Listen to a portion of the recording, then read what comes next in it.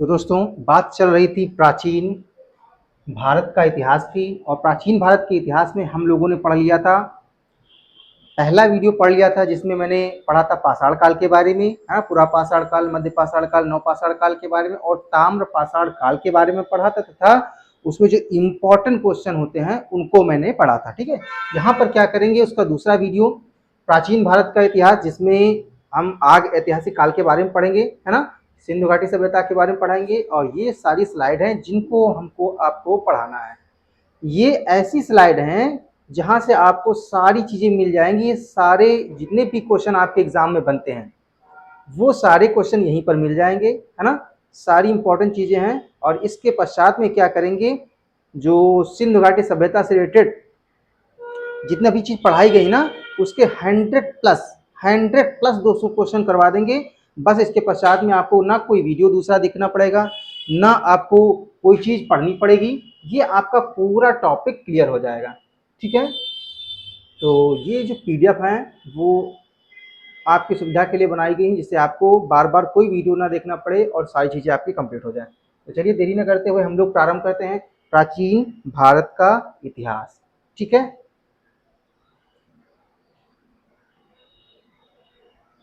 देखिए, प्राचीन भारत के इतिहास में हम आज जानेंगे। इतिहास ये मैंने पहले ही पढ़ा दिया, लेकिन फिर से एक बार रिवीजन कर लीजिए कि इतिहास किसे कहा जाता है। तो इतिहास जो अतीत की घटनाओं की विवरण को क्या बोला जाता है, इतिहास बोला जाता है। ठीक है, इतिहास के जनक कौन है, हेरोडोटस हैं। हेरोडोटस को इतिहास का जनक माना जाता है। इतिहास को 3 भागों में बांटा गया है। एक प्रागैतिहासिक काल यानी प्री हिस्ट्री, फिर होता आग ऐतिहासिक काल, आग ऐतिहासिक काल यानी प्रोटो हिस्ट्री, और तीसरा होता है ऐतिहासिक काल। ठीक है, ऐतिहासिक काल। ठीक है, यहाँ पर क्या होता है, हिस्टोरिक पीरियड। अब यहाँ पर मैंने बताया था इस काल में मानव किसी लिखित लिपि से परिचित नहीं था, केवल अनुमान अनुमान से लेख लिखता था। ठीक है, न उसकी लिखित कोई लिपि थी और वह संकेतों से काम चलाता था। यहाँ पर क्या हुआ, यह काल जो था लिखित लिपि में ये परिचित हो गए थे, परंतु ये पढ़े लिखे नहीं थे, है ना। ये थे सिंधु घाटी सभ्यता के लोग, यानी अभी तक इनकी जो लिपि है वो पढ़ी नहीं जा सकी है। ये चीज के बारे में पहले हम बता चुके थे। प्राचीन भारत, मध्यकालीन भारत और आधुनिक भारत के बारे में हम लोगों को ऐतिहासिक काल में पढ़ना है। और ऐतिहासिक काल में हम लोग पहला चैप्टर पढ़ रहे हैं, वो है जो एंशिएंट हिस्ट्री। और एंशिएंट हिस्ट्री में आज हम लोग पढ़ेंगे सिंधु घाटी सभ्यता के बारे में। ठीक है, तो देखिए सिंधु घाटी सभ्यता, सिंधु घाटी सभ्यता, इंडस वैली सिविलाइजेशन। यह सभ्यता सिंधु नदी के तट पर विकसित हुई थी, इसीलिए इसे सिंधु घाटी सभ्यता कहा जाता है। ठीक है, अगर कोई पूछता है कि सिंधु घाटी सभ्यता इसे क्यों कहते हैं, तो यह इंडस सिविलाइजेशन जो थी ना, वो सिंधु नदी के किनारे विकसित हुई थी, इसीलिए इसे सिंधु घाटी सभ्यता कहा जाता है। इसकी पहली जानकारी कहाँ से हुई है, हड़प्पा की खुदाई से प्राप्त हुई है, इसीलिए इसे हड़प्पा सभ्यता भी कहा जाता है। ठीक है, तो दोनों क्वेश्चन क्लियर हो गए। कहीं कहीं पर आप हड़प्पा सभ्यता बोलते हो, कहीं कहीं आप सिंधु घाटी सभ्यता बोलते हो। तो क्योंकि पहली बार जब खुदाई की गई हड़प्पा में की गई, हड़प्पा कहाँ, पाकिस्तान में, कहाँ कहाँ पर, अभी सभी चीजों के बारे में पढ़ेंगे। तो इसीलिए से हड़प्पा सभ्यता या फिर सिंधु घाटी सभ्यता कहा जाता है। विकास का काल देख लीजिए क्या है कि सिंधु घाटी सभ्यता का जो विकास हुआ है वो 2500 ईसा पूर्व से लेकर के 1750 ईसा पूर्व तक माना जाता है। ये काफी बार क्वेश्चन पूछा गया है, आपको याद रखना है कि जो सिंधु घाटी सभ्यता है इसका जो काल है कब से कब तक माना जाता है, 2500 से लेकर 1750। ठीक है, प्रमुख तथ्य देख लीजिए कि विश्व की सबसे प्राचीन नगरीय यानी अर्बन सभ्यताओं में से ये एक थी। चार्ल्स मैसन ने सर्वप्रथम 1826 ईस्वी में इनके अवशेषों की जानकारी दी, लेकिन उस समय कोई ध्यान नहीं दिया गया। उसके पश्चात में जब अतिरमपक्कम नामक स्थान पर रॉबर्ट ब्रूसफुट के द्वारा 1863 में एक कंकाल की खोज की गई और 2 वर्ष के पश्चात में 1865 ईस्वी में विलियम कनिंघम के द्वारा क्या किया गया था, पुरातत्व विभाग का निर्माण कराया गया था भारत में। और उन्हीं के आगे इसी सापेक्ष में बढ़ते हुए 1921 ईस्वी में राय बहादुर दयाराम सहानी जी ने हड़प्पा की खोज की। कब की, 1921 ईस्वी में, ठीक है। और ये किसकी अध्यक्षता में खोज की गई थी? तो खोज की गई थी, देखिए, भारतीय पुरातत्व सर्वेक्षण विभाग के महानिदेशक थे जिनका नाम था सर जॉन मार्शल। इनकी अध्यक्षता में राय बहादुर दयाराम साहनी जी ने और राखाल दास बनर्जी ने, ठीक है, 1922 ईस्वी में मोहनजोदड़ो की खोज की। सबसे पहले हड़प्पा की खोज हुई, इसीलिए इसे हड़प्पा सभ्यता कहा जाता है, और उसके पश्चात में मोहनजोदड़ो की खोज हुई, ठीक है। प्रमुख स्थान जो खोजे गए, जो सबसे प्रमुख है, उसमें से हड़प्पा हो गया, ठीक है, मोहनजोदड़ो हो गया, धौलावीरा हो गया, लोथल हो गया, कालीबंगा हो गया, राखीगढ़ी हो गया, सबके बारे में हम लोग अभी डिटेल से पढ़ेंगे, ठीक है। कहीं नहीं जाना है, हम लोग डिटेल से सारी चीजों के बारे में जानेंगे। जहां जहां से क्वेश्चन आते हैं उन क्वेश्चनों को पढ़ेंगे, जिससे कि कहीं से भी आपका कोई भी पॉइंट मिस ना हो, ठीक है। तो देखिए, विशेषताएं भी देख लीजिए, क्योंकि विशेषताएं पूछी जाती हैं। विशेषताओं में क्या था कि ये जो व्यवस्था थी ना, सुनियोजित नगर व्यवस्था थी। ईंटें कौन सी प्रयोग की गई हैं? तो पक्की ईंटों का यहाँ पर प्रयोग किया गया। उन्नत जल निकासी की व्यवस्था थी। व्यापार एवं जो वाणिज्य था वो उन्नत था। और लिपि की बात करेंगे तो सिंधु लिपि अब तक ये अपठित है, अभी तक इसे कोई नहीं पढ़ पाया था, लेकिन ये कौन सी लिपि थी? सिंधु लिपि थी, ठीक है। इसे सिंधु लिपि के नाम से जाना जाता है। सिंधु घाटी सभ्यता विश्व के सबसे प्राचीनतम एवं विकसित नगरीय सभ्यताओं में से एक थी, ये चीज आपको याद रखनी है, ठीक है। चलिए इसका स्क्रीनशॉट ले लीजिए, इसका आप लोग स्क्रीनशॉट ले लीजिए, ये, ठीक है, स्क्रीनशॉट ले लिए। चलिए आगे बढ़ते हैं, घबराइए नहीं, इसका फ्री ऑफ कॉस्ट आपको पीडीएफ मिल जाएगा टेलीग्राम चैनल पर, ठीक है। चलिए दूसरा टॉपिक, अब हम लोग आगे बढ़ते हैं, ठीक है। भूमिका बन गई है, हम लोग आगे बढ़ेंगे। सिंधु घाटी सभ्यता यानी इंडस वैली सिविलाइजेशन में यह सभ्यता सिंधु नदी के तट पर मिली थी, इसीलिए इसे सिंधु घाटी सभ्यता कहा जाता है, ठीक है। सिंधु घाटी सभ्यता क्यों कहा जाता है? क्योंकि ये जो सिंधु घाटी सभ्यता सिंधु नदी के किनारे मिली थी, ठीक है। और इसकी सबसे पहली जो जानकारी हुई वो हड़प्पा की खुदाई से प्राप्त हुई है, इसीलिए इसे हड़प्पा सभ्यता भी कहा जाता है, ठीक है। चीजें क्लियर हुई।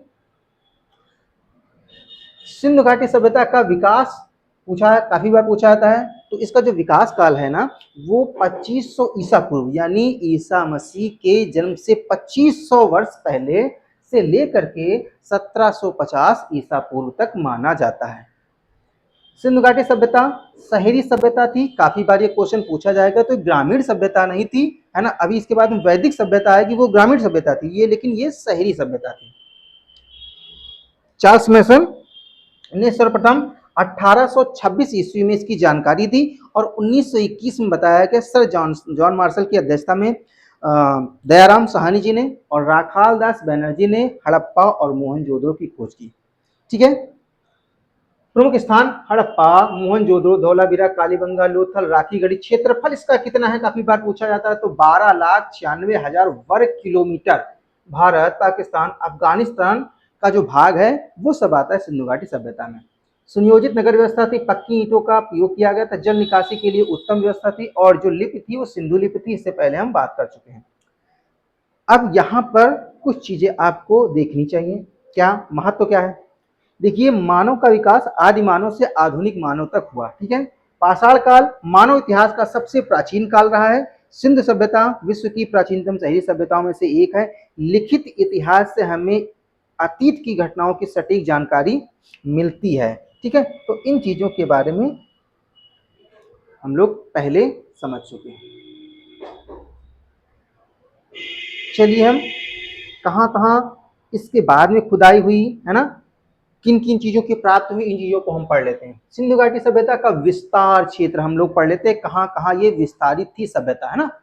तो देखिए, यहाँ पर उत्तरी सीमा, काफी बार ये क्वेश्चन पूछा था, आपको याद रखना। उत्तरी सीमा जो थी वो मांडा तक सीमित थी। मांडा कहाँ पर पड़ता है? जम्मू कश्मीर।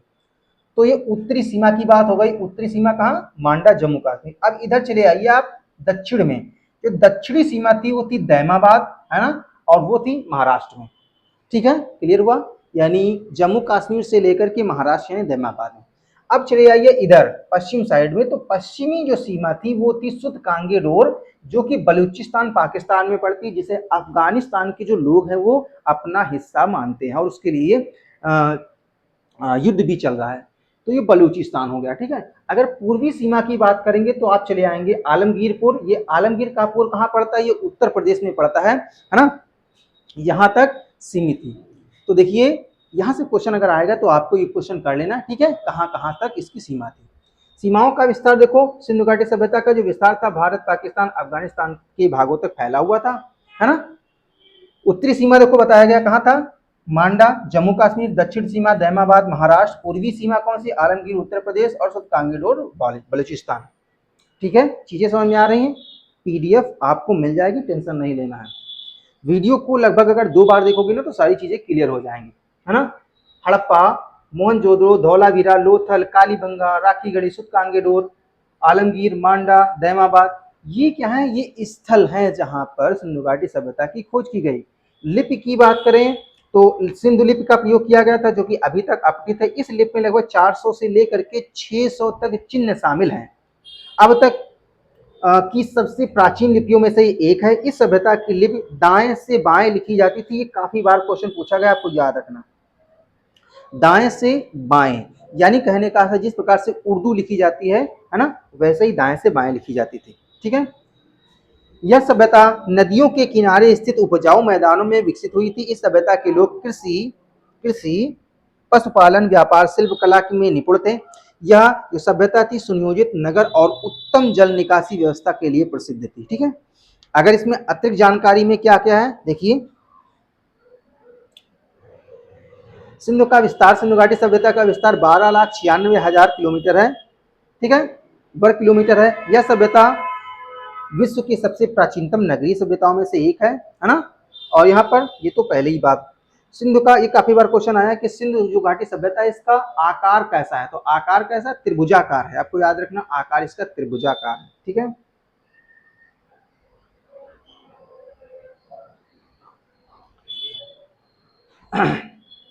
अब देखेंगे जो सिंधु सभ्यता की समाज की अगर बात करेंगे, उस समय का समाज कैसा था? तो समाज था मात्र सत्तात्मक। आज भी मात्र सत्तात्मक है। राशन कार्ड जो बनता है वो माताओं के नाम बनता है ना। परिवार का मुखिया माता जी को बना दिया गया है। तो ऐसे ही मात्र सत्तात्मक उस समय परिवार था। और सिंधु सभ्यता का जो समाज था वो 4 भागों में था। कितने भागों में डिवाइड था? 4 भागों में। ठीक है, 4 भागों में क्या था? तो 4 भागों में एक तो था विद्वान वर्ग। एक क्या था? एक विद्वान वर्ग था, दूसरा योद्धा वर्ग था, तीसरा व्यापारी वर्ग था और चौथा था श्रमिक वर्ग। ठीक है, वहां पर जातियों में डिवाइड नहीं था बल्कि वर्गों में डिवाइड था। वर्गों में क्या था? विद्वान वर्ग, योद्धा, व्यापारी एवं शिल्प वर्ग था, फिर श्रमिक वर्ग था। ठीक है, चीजें समझना, क्योंकि ये क्वेश्चन काफी बार पूछा जाता है। जितनी भी चीजें हम पढ़ा रहे हैं आपको इंपॉर्टेंट चीज पढ़ा रहे हैं। ठीक है, अब भोजन की बात करेंगे कि भैया भोजन कैसा था उस समय। भोजन जो था ना, वैसे जैसे अब आप लोग खाते हो, सिंधु घाटी के सभ्यता के लोग शाकाहारी भी थे और मांसाहारी भी थे।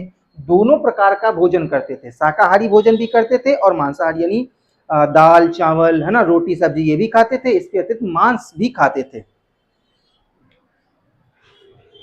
तो जैसे कि आजकल का मानव है, उसी प्रकार से सिंधु घाटी सभ्यता के लोग भी थे। तो देखिए ये चीज हम पहले पढ़ चुके हैं, है ना। इसको आप स्क्रीनशॉट ले लीजिए। जो चीजें देखो, यहाँ पर एक चीज मैंने नहीं पढ़ी है कि यहाँ पर हड़प्पा सभ्यता और मोहनजोदड़ो सबसे बड़े नगर थे, है ना। तो आपको याद रखना, हड़प्पा और मोहनजोदड़ो सबसे बड़े नगर थे। लोग क्या करते? कपास के वस्त्र पहनते थे। याद रखना, किस चीज के वस्त्र? कपास के वस्त्र पहनते थे, है ना। सिंधु घाटी सभ्यता के जो लोग थे ना, तौल और माप से परिचित थे। उन्हें सटीक जानकारी थी इस चीज की। लोथल में संभवतः विश्व का सबसे पुराना डायार्ड यानी बंदरगाह मिला हुआ है। तो बंदरगाह कहाँ पर मिला हुआ है? लोथल में मिला हुआ है। इंपॉर्टेंट है। सिंध सभ्यता के समाज का स्वरूप मात्र सत्तात्मक था और समाज 4 वर्गों में बांटा गया था। इस चीज के बारे में हम लोग जान चुके हैं, पढ़ चुके हैं।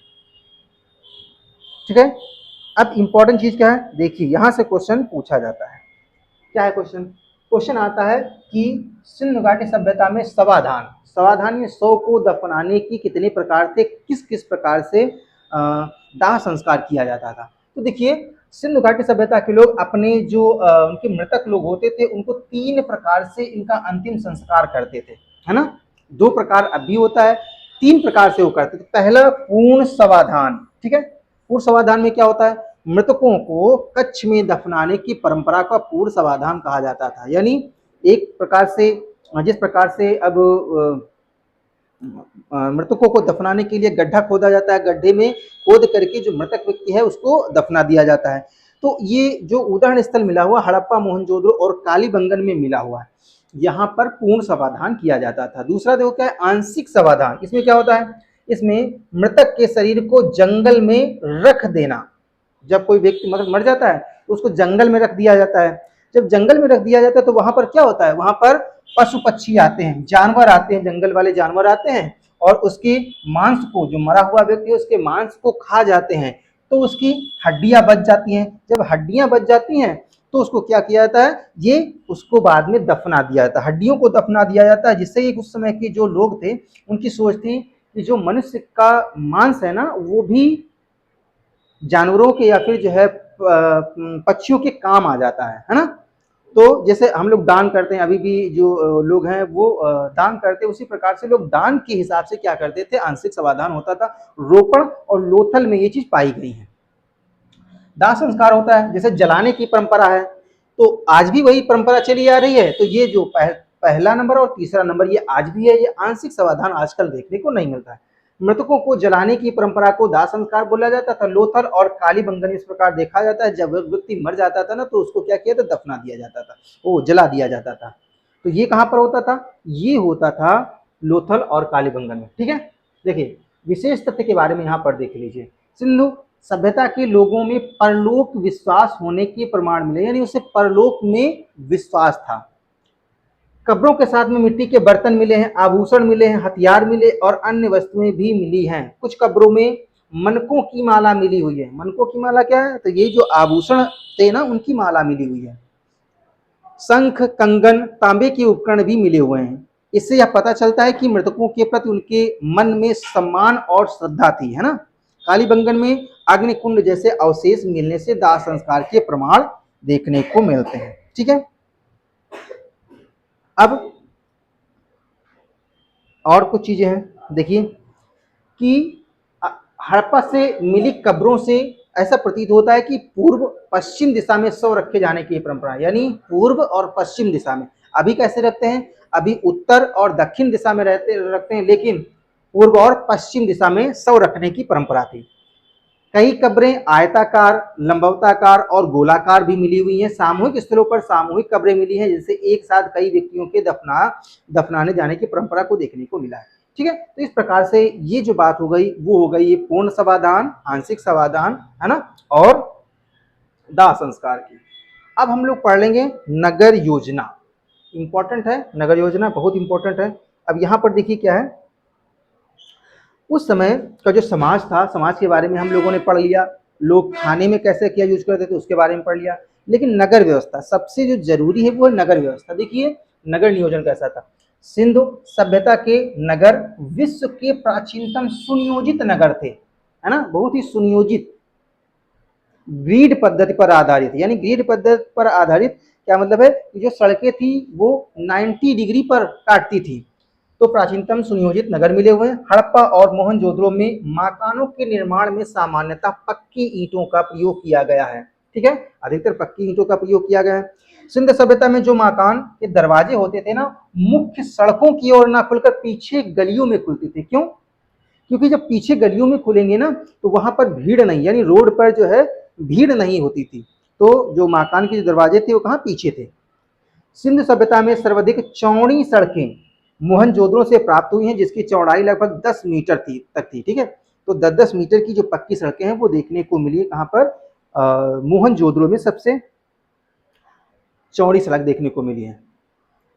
सामान्यतः मकानों में 4-5 कमरे बनाए जाते थे। मकान में आंगन होता था, रसोई घर होता था, स्नानाघर होता था, कूप माने होता कुआं होती थी, और कुछ बड़े घरों में शौचालय की व्यवस्था होती, टॉयलेट होती थी। नालियां जो होती थी दोस्तों वो होती थी ढकी हुई। तो इस प्रकार से देखिए इन चीजों के बारे में भी नगर नियोजन जो था वो भी हम लोगों को पता चल गया, है ना। अब देखिए और क्या क्या चीजें देखनी है हमें। तो अब हम पढ़ रहे हैं हड़प्पा के बारे में। हाँ, देखिए सभी चीजें मेन चीजें हमें पता चल गई, है ना। और उस समय का जो नगर व्यवस्था थी ना, दो पार्टों में बटी थी, एक तो निचला नगर था, एक था उच्च नगर। तो उच्च नगर में जो थे वो लोग जो अमीर व्यक्ति थे, है ना, जो व्यापारी वर्ग थे, जो ब्राह्मण वर्ग थे, जो विद्वान वर्ग थे, सॉरी, वो उच्च नगर में रहते थे। और इसके अलावा जो नदियों के पास में निचले नगर में आम जनता रहती थी। ठीक है, आपने देखा होगा मोहनजोदड़ो मूवी में जो ऋतिक रोशन होता है वो निचले स्तर पर रहता है, उसके पश्चात में वो व्यापार करने के लिए जाता है टीले पर, है ना। तो हड़प्पा की बात करेंगे। हड़प्पा जो क्या है, हड़प्पा 1921 ईस्वी की बात चलती है। ठीक है, हड़प्पा जो है वो रावी नदी के किनारे तट पर स्थित है और वर्तमान में वो पाकिस्तान में, रावी नदी जो स्थान है हड़प्पा वो कहाँ है, वर्तमान में पाकिस्तान में है। खोज करता इसके हैं राय बहादुर दयाराम साहनी जी।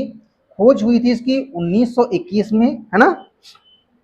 जॉन मार्शल की अध्यक्षता में सिंधु सभ्यता का प्रथम खोजा गया स्थल, यानी सिंधु घाटी सभ्यता का प्रथम खोजा गया स्थल था हड़प्पा, इसीलिए हड़प्पा सभ्यता भी नाम दिया जाता है।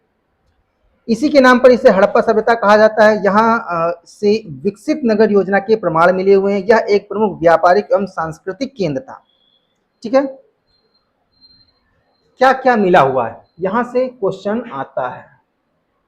वेरी इंपॉर्टेंट चीजें हैं यहाँ से, कि यहाँ से श्रमिक आवास मिला हुआ है। जब व्यक्ति काम करते थे, जब लोग काम करते थे, काम करने के पश्चात में जहां पर जाकर के वो आराम करते थे, श्रमिक आवास मिला हुआ, विशाल अन्नागार मिला हुआ है, लकड़ी का ताबूत मिला हुआ, RH-37 कब्रिस्तान मिला हुआ, पक्की ईंटों के मकान मिले हुए हैं, मुद्राएं एवं मृदभांड मिले हुए। छह चीजें याद रखना, क्योंकि यहीं से क्वेश्चन आपके बनने वाले हैं।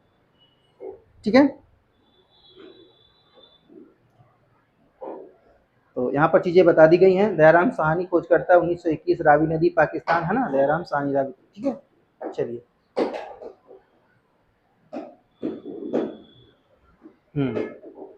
तो ये ऐसे थोड़ा चेंज करके बता दिया गया है कि भैया यहाँ पर श्रमिक आवास ऐसे हुआ करते थे, विशाल अन्नागार ऐसे थे, लकड़ी का ताबूत ऐसा था। ठीक है, RH-37 कब्रिस्तान था, पक्की ईंटों के मकान इस प्रकार से बने थे। इन चीजों को बताया गया यहाँ पर। तो आप लोगों ने पढ़ लिया मेन चीजें, है ना। अब हम लोग जानेंगे मोहनजोदड़ो के बारे में।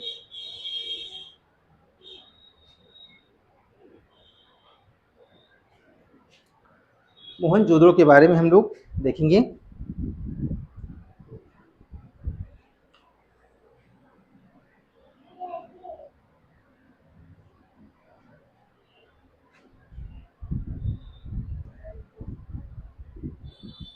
अब हम लोग देखेंगे मोहनजोदड़ो के बारे में। ठीक है, मोहनजोदड़ो की खोज हुई थी 1922 ईस्वी में, है ना। स्थान कौन सा था, तो रावी नदी के तट पर, वर्तमान में जो पाकिस्तान में पड़ता है, सिंध प्रांत के लरकाना जिले के स्थित थी। मोहनजोदड़ो का अर्थ है मृतकों का टीला। ये काफी बार क्वेश्चन पूछा गया कि मृतकों का टीला किसे कहा गया, तो मोहनजोदड़ो को कहा गया। ठीक है, खोजकर्ता की बात करेंगे तो मोहनजोदड़ो सभ्यता का उत्खनन किया गया था 1922 में। राखालदास बनर्जी ने ये उत्खनन करने का काम किया था। वर्तमान में यह सिंध नदी के तट पर पाकिस्तान के सिंध प्रांत के लरकाना जिले में स्थित है। ये इंपॉर्टेंट है, यहाँ से क्वेश्चन आया हुआ है। ठीक है, यहाँ से निम्नलिखित वस्तुएं मिली हैं। मोहनजोदड़ो सिंधु सभ्यता का एक प्रमुख नगर था। क्या क्या मिला हुआ है यहाँ पर देखिए। सबसे पहले मिला है पुरोहित आवास। वहां पर क्या मिला था हड़प्पा में, श्रमिक आवास। यहाँ पर क्या है, पुरोहित आवास, याद रखना। वहां पर भी अन्नागार था और यहाँ पर भी अन्नागार मिला हुआ, दोनों जगह पर। विशाल स्नानागार यहाँ पर मिला हुआ है, जो कि केवल मोहनजोदड़ो में मिला हुआ। ठीक है, स्नानागार। घर में कुएं मिले हुए हैं, आदि शिव की प्रतिमा मिली हुई, कांसे की बनी नर्तकी की मूर्ति और सबसे चौड़ी सड़क यहाँ पर मिली हुई है। ये 7 पॉइंट है, आपको याद रखना है। ठीक है, कंपेयर करके लिखोगे ना तो ये चीज याद रहेंगी, क्योंकि यहाँ से क्वेश्चन आपको याद रखना, ये क्वेश्चन आते हैं कि कहाँ पर क्या मिला हुआ। तो मोहनजोदड़ो के अवशेष यहाँ पर, ठीक है, कांसे की नर्तकी की मूर्ति और इस प्रकार से मोहर मिली हुई है। ठीक है, समझ में कि नहीं। तो चलिए, तो यहाँ पर चीजें जो मुख्य मुख्य चीजें लिखी हुई हैं। अब हम लोग पढ़ेंगे चहुंदरों के बारे में। ठीक है, तो पहले हड़प्पा हो गया, फिर हो गया मोहनजोदड़ो, अब हम पढ़ेंगे चहुंदड़ो। ये क्या है, ये भी एक स्थान है। इसकी खुदाई जो की गई थी गोपाल मजूमदार ने की थी। वर्तमान में यह कहाँ पर, सिंधु नदी के किनारे तट, ये भी पाकिस्तान में स्थित है। चहुंदड़ो कहाँ पर है, ये भी पाकिस्तान में है। यह एकमात्र ऐसा शहर है जो दुर्ग रहित है। देखिए सब कहीं पर क्या होता था, दुर्ग बनाए जाते, चारों तरफ से घेर दिया जाता था, लेकिन ये दुर्ग रहित बनाया गया। क्यों? क्योंकि चहुंदड़ो जो स्थान था ना, यह एक औद्योगिक नगर था। यहाँ पर सभी लोग क्या करने आते थे, उद्योग यानी व्यापार करने आते थे। जब व्यापार करने आते थे तो वहां पर किसी भी प्रकार का बाउंडेशन नहीं था, सभी प्रकार के लोग आते थे, इसीलिए यहाँ पर क्या है, इसको दुर्ग रहित बनाया गया था। ठीक है, यहाँ पर क्या क्या मिला हुआ है, तो क्योंकि यहाँ पर ये व्यापार क्षेत्र था, इसीलिए यहाँ पर अधिकतर जो चीजें मिली हैं वो कॉस्मेटिक की सामान मिली हुई है। कॉस्मेटिक के सामान में क्या मिली हुई है,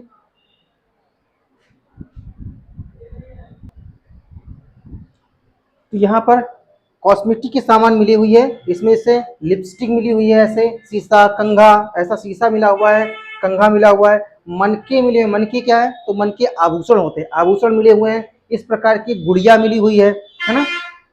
कुत्ते और बिल्ली के पैरों के निशान, ऐसे ऐसे कुत्ते और बिल्ली के पैरों के निशान मिले हुए हैं। ठीक है, तो ये सारी चीजें कहाँ पर मिली हुई हैं, ये सारी चीज मिली हुई हैं चहुंदड़ो में। चहुंदड़ो एक व्यापारिक स्थान था, औद्योगिक नगर था। यहाँ पर ये दुर्ग रहित है, ये क्वेश्चन आता है। ठीक है, और यहाँ पर कॉस्मेटिक का सामान अधिकतर मिला हुआ है। देखिए खोज करता कौन है, गोपाल मजुमदार जी। खोज खोज वर्ष नदी सिंध नदी है, देश पाकिस्तान है, गोपाल मजुमदार है ना, ये सारी चीजें लिख दी गई हैं। अब हम पढ़ेंगे रोपड़ के बारे में। रोपड़ के बारे में देखेंगे। देखिए रोपड़ ये पंजाब में पड़ता है, जो कि भारत में पड़ता है। ठीक है, इसकी खोज जो की थी पुरातत्व यज्ञदत्त शर्मा ने की थी। किसने की थी, यज्ञदत्त शर्मा।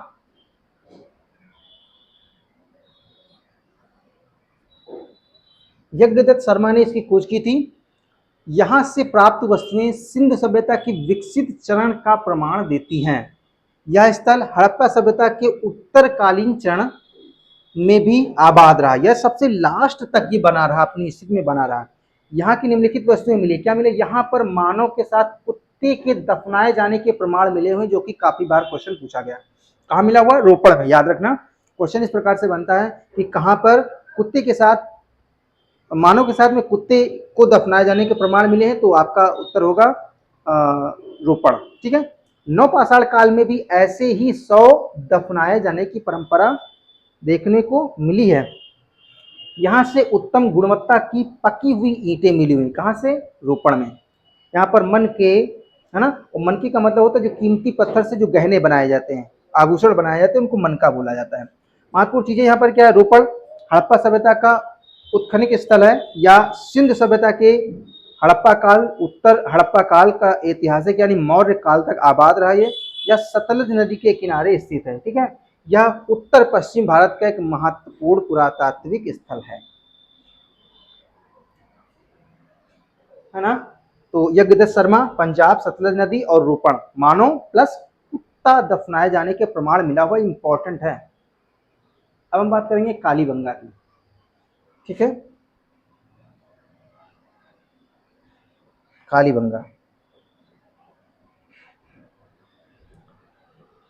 कालीबंगा ये राजस्थान में पड़ता है, ये भारत के क्षेत्र में है। ठीक है, इसकी खोज प्रसिद्ध पुरातात्विकविद बीके थापड़ तथा बीबी लाल ने की थी, है ना।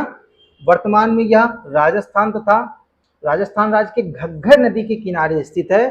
कालीबंगा का अर्थ होता है काले मिट्टी की चूड़ियां, काली मिट्टी की चूड़ियां। ये क्वेश्चन आया हुआ काफी बार।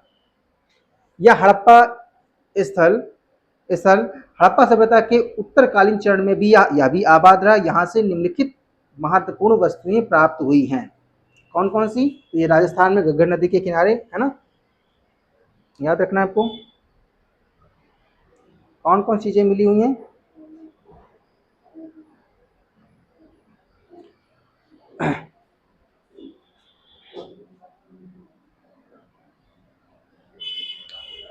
तो हल से जुते हुए खेत के प्रमाण यहाँ पर मिले हुए हैं, ये काफी बार आया हुआ। ठीक है, इंपॉर्टेंट है। कहाँ, कालीबंगा में। मानव के साथ में कृषि के प्रमाण यहाँ पर मिले हुए, अलंकृत ईंटें मिली, यानी सुंदर निर्माण कला का प्रमाण यहाँ पर मिला हुआ है। हवन कुंड मिला हुआ है, यहाँ पर धार्मिक गतिविधियों का संकेत देता है। चूड़ी मिली हुई है, आभूषणों का निर्माण, तो आभूषणों के निर्माण के प्रमाण भी यहाँ पर मिले हुए। यहाँ से प्राचीन कृषि पद्धति के ठोस प्रमाण मिले हुए हैं। कहाँ से? कालीबंगा, याद रखना। हल के निशान से पता चलता है कि यहाँ 2 प्रकार की फसलें उगाई जाती थी। यहाँ पर अग्निवेदिका भी प्राप्त हुई है। नगर, यहाँ जो स्थल है नगर नियोजन और संस्कृत दोनों के लिए महत्वपूर्ण है। घग्गर नदी का जल सूखने के बाद यह स्थल धीरे धीरे क्या होता, नष्ट हो गया था। खोज करता है यहाँ पर देखो बीके थापड़ और बीबी लाल है। 1960 में इसको खोजा गया था। भारत की राजस्थान राज्य में नदी घग्गर नदी है ना।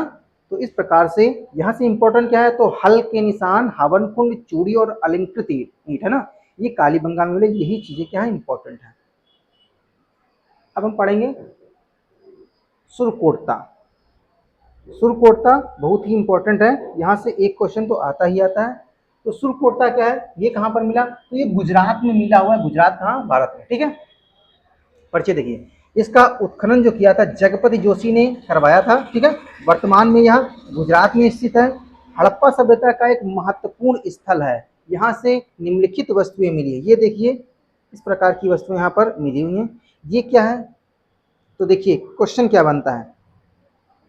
क्वेश्चन बनता है सुरकोटता से घोड़े के अवशेष मिले हुए हैं, है ना। घोड़े होने के प्रमाण जो मिले हुए हैं सुरकोटता से मिले हुए हैं। इस प्रकार की आकृतियां मिली हुई हैं, इस प्रकार के जीवाश्म मिले हुए हैं। यह स्थल हड़प्पा सभ्यता के विस्तार को समझने में सहायक है। इससे पता चलता है कि यहाँ घोड़ों का उपयोग था, है ना। यहाँ पर घोड़ों का उपयोग किया जाता था। तो ये चीजें, घोड़ों की हड्डियों के प्रमाण मिले हुए कहाँ पर, ये मिले हुए हैं आपके सुरकोटता में, ठीक है। ये क्वेश्चन काफी बार आता है, घोड़ों की हड्डियों के प्रमाण सुरकोटता में मिले हुए हैं। अब हम बात करेंगे लोथल, जहां से सबसे अधिक क्वेश्चन पूछे जाते हैं। लोथल एक गोदीबाड़ा है, यानी बंदरगाह था, उस समय का व्यापारिक केंद्र था लोथल। लोथल गुजरात में पड़ता है, और गुजरात कहाँ पर है, भारत में है। लोथल सभ्यता का उत्खनन एस.आर. राव ने किया। सबसे पहला क्वेश्चन यही आता है कि किसने किया, तो एस.आर. राव ने किया, ठीक है। वह स्थान गुजरात में साबरमती की सहायक नदी थी, जिसका नाम था भुगवा नदी। कौन सी नदी, भुगवा नदी के किनारे लोथल मिला हुआ है। लोथल जो स्थान है वो मिला हुआ है। यह हड़प्पा सभ्यता का एक महत्वपूर्ण व्यापारिक एवं औद्योगिक केंद्र था। व्यापारिक और औद्योगिक केंद्र था। यहाँ पर देखिए मैप में, ये जो इंडिया का ये सबसे जो किनारा क्षेत्र है ना, ठीक है, ये वाला देखो ऐसे मेरा,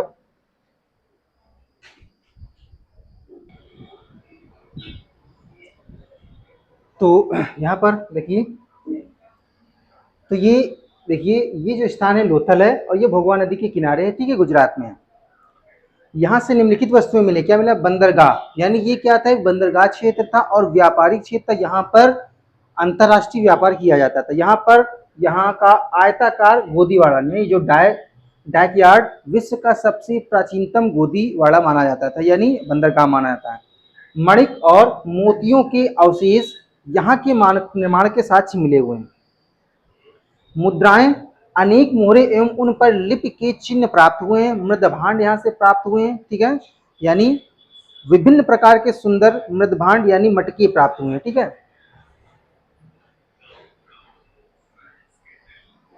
तांबे के औजार मिले हुए हैं, ठीक है। मानक भार मिला हुआ है, यानी वजन मापने के लिए घनाकार पत्थर के मानक भी मिले हुए हैं, ठीक है।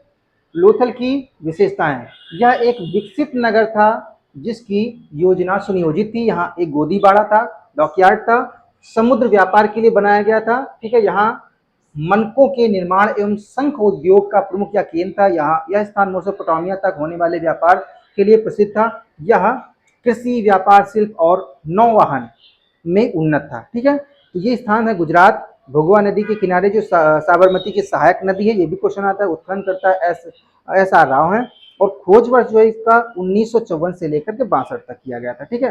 तो बंदरगाह इंपॉर्टेंट है, मनके, मुहर और व्यापार, ये चीजें हैं इंपॉर्टेंट। लोथल के बारे में हम लोगों ने जान लिया। अब हम लोग पढ़ेंगे धौलावीरा के बारे में, ठीक है। धौलावीरा भी बहुत ही महत्वपूर्ण स्थान है। धौलावीरा ये गुजरात में पड़ता है। गुजरात कहाँ, भारत में, ठीक है। ये देखिए, यहाँ पर जो पड़ता था लोथल पड़ता था, इसके पीछे है धौलावीरा, है ना। ये कच्छ के रण में है, कच्छ के रण में स्थान है। और खदिरबेट द्वीप कच्छ जिला गुजरात पड़ता है, ठीक है। तो देखिए खदिरबेट द्वीप है, ये कच्छ जिला में पड़ता है। धौलावीरा सिंधु घाटी सभ्यता एक महत्वपूर्ण एवं विशाल नगर था, बड़ा नगर था। ठीक है, यह स्थल कच्छ जिले के खदीर बेट द्वीप रन ऑफ कच्छ पर स्थित है। यहाँ से सिंधु लिपि का सबसे विशाल शिलालेख प्राप्त हुआ है। ये क्वेश्चन आता है, ये क्वेश्चन आता है कि यहाँ से क्या मिला, तो यहाँ सिंध एक सबसे बड़ा विशाल जो है साइन बोर्ड मिला है, यानी शिलालेख प्राप्त हुआ है। धौलावीरा जल प्रबंधन प्रणाली के लिए विशेष रूप से प्रसिद्ध है। यहाँ पर जल प्रबंधन प्रणाली के लिए विशेष रूप से जाना जाता है। यहाँ पर देखिए विशेषताएं मेन।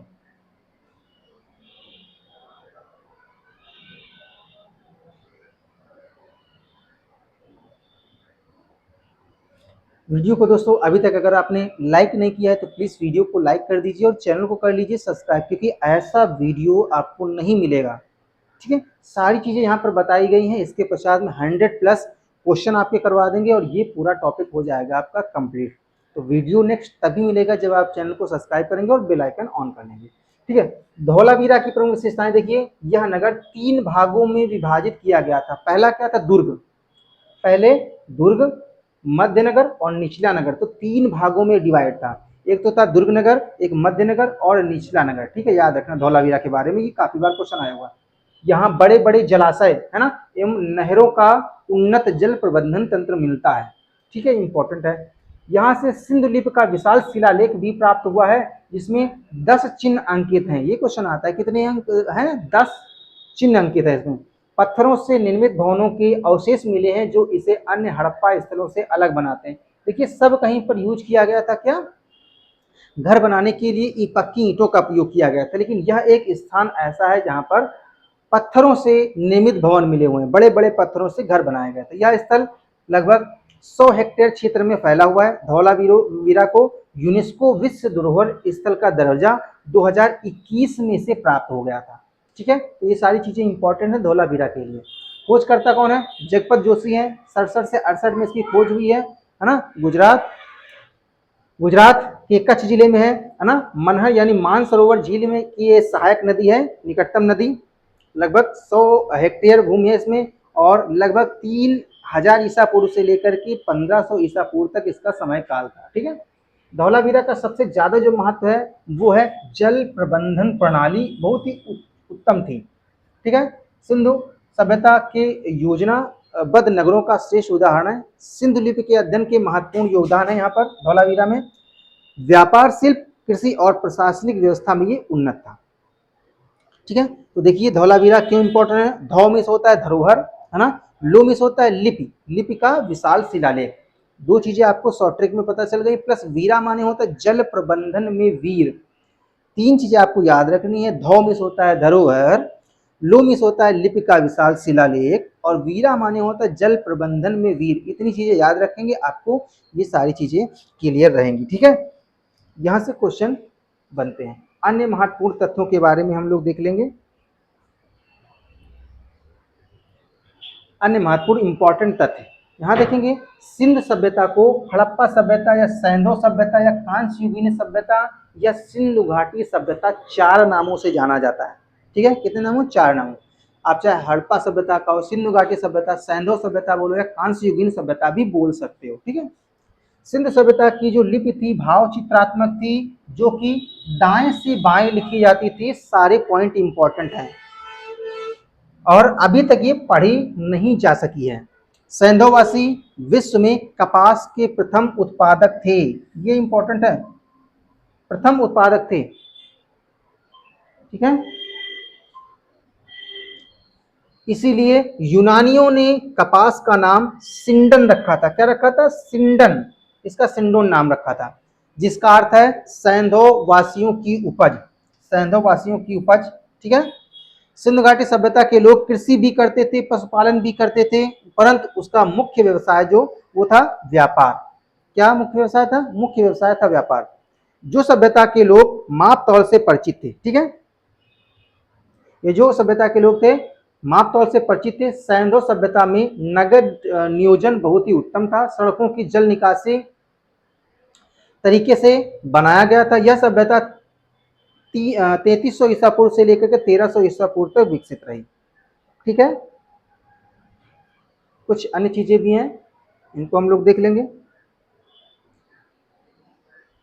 लोहे का ज्ञान नहीं था। क्वेश्चन काफी बार आता है कि क्या सिंधु घाटी सभ्यता के लोगों को लोहे का ज्ञान था? नहीं था। किसका ज्ञान था?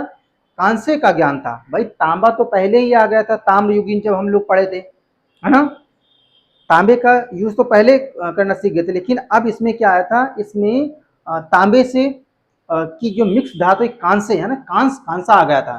सिंधु सभ्यता के लोग तांबा एवं कांसा का उपयोग करते थे। ठीक है। मिट्टी के बर्तनों पर लाल रंग तथा काले रंग की चित्रकारी बनाई जाती थी। ये इंपॉर्टेंट है, देखिए लाल रंग और काले रंग की चित्रकारी ऐसे बनाई जाती थी। ठीक है। मुहरे मुख्यतः सेल खड़ी, इंपॉर्टेंट है। ठीक है। सेल खड़ी ऐसी ऐसी गोलाकार और आयताकार ऐसी मुहरे प्राप्त हुई हैं, से बनी थी, जिन पर पशुओं एवं लिपि के चिन्ह अंकित थे। ठीक है। शेर का चित्र प्राप्त नहीं हुआ। याद रखना, काफी बार क्वेश्चन पूछा गया है कि क्या शेर का चित्र मिला? नहीं मिला। एक सिंग वाला जो गैंडा है वो मिला, है ना। और हाथी, बैल, गैंडा, एक सिंग वाला गैंडा, पशु आदि के जो चित्र हैं वो मिले हैं, लेकिन शेर का चित्र नहीं मिला हुआ है। विश्व के प्रथम कपास उत्पादक में शामिल यूनानियों ने कपास को सिंगोन नाम दिया। याद रखना, क्वेश्चन आया हुआ है। ठीक है। मानकीकृत यानी माप तौल प्रणाली से ये लोग परिचित थे, माप तौल करना जानते थे। व्यापार में एक रूपता के लिए एक समान बांट एवं माप का प्रयोग किया जाता था। ठीक है।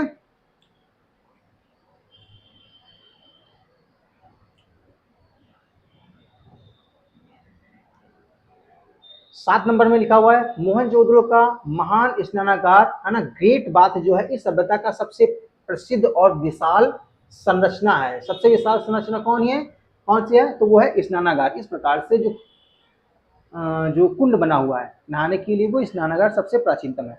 धौलावीरा की जल संरक्षण प्रणाली अभी जो पढ़े अत्यंत उन्नत थी। यहाँ विशाल जलाशय और नहरें मिली हुई हैं। कहाँ पर? धौलावीरा। इससे पहले हम पढ़ रहे थे। ठीक है। लोथल जो है वो क्या है? एक प्रकार का बंदरगाह है। सिंधु घाटी सभ्यता का प्रमुख बंदरगाह एवं व्यापारिक केंद्र जो था वो लोथल था, जो कि भुगवा नदी के किनारे विकसित था।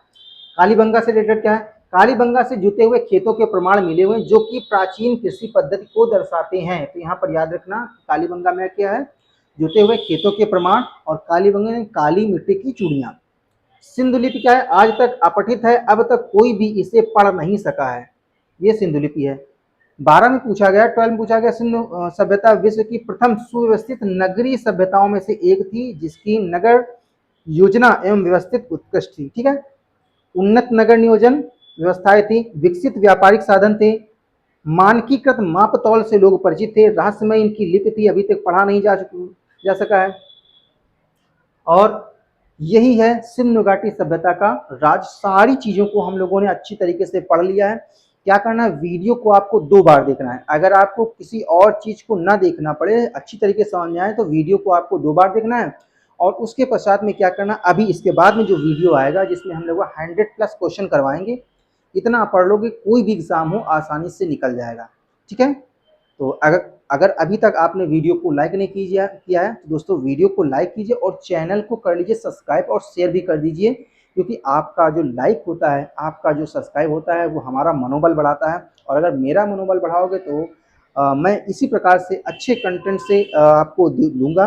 और ये जो एंशिएंट हिस्ट्री वो मैं पूरी कंप्लीट करके दूंगा, और पीडीएफ आपको फ्री ऑफ कॉस्ट मिलेगी टेलीग्राम चैनल पर। ठीक है। कमेंट के माध्यम से कोई क्वेश्चन है पूछ सकते हो, और पीडीएफ भी आपको मिल सकती है। ठीक है। तो मिलते हैं नेक्स्ट वीडियो में 100+ क्वेश्चन लेकर।